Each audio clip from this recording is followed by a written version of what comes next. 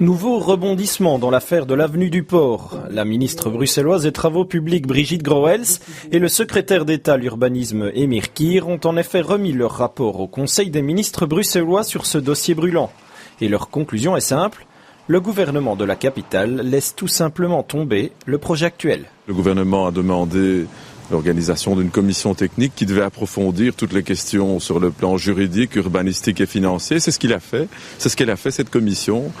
On a eu les conclusions et avec Mme Groels, on a soumis des propositions de décision au gouvernement. Donc très clairement, c'est constater que le permis est évidemment inexécutable et donc renoncer à ce projet. Une très bonne nouvelle pour le comité des citoyens qui a lutté pour l'arrêt du projet, même si ceux-ci trouvent que cette décision est dans l'ordre logique des choses.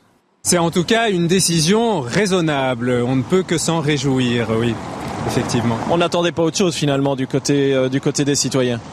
Non, on n'attendait pas autre chose et on voyait pas très bien comment on aurait pu arriver à un autre résultat que celui-là. Maintenant, on reste à prendre des mesures très rapides et puis élaborer un nouveau projet. Autre point positif, la décision du Conseil des ministres de faire rapidement les aménagements en faveur des usagers faibles dans la Grande Avenue. Une initiative ardemment souhaitée par le comité Action Patrimoine Pavé. Comme vous le voyez, le trottoir est suffisamment large que pour permettre de laisser passer et les vélos et les personnes à mobilité réduite et les piétons. Ça, c'est quelque chose qui peut se faire, je dirais, dans les quelques mois qui viennent. À présent, il va falloir repartir d'une feuille blanche. Le gouvernement bruxellois compte mettre en place un tout nouveau projet en concertation avec les citoyens.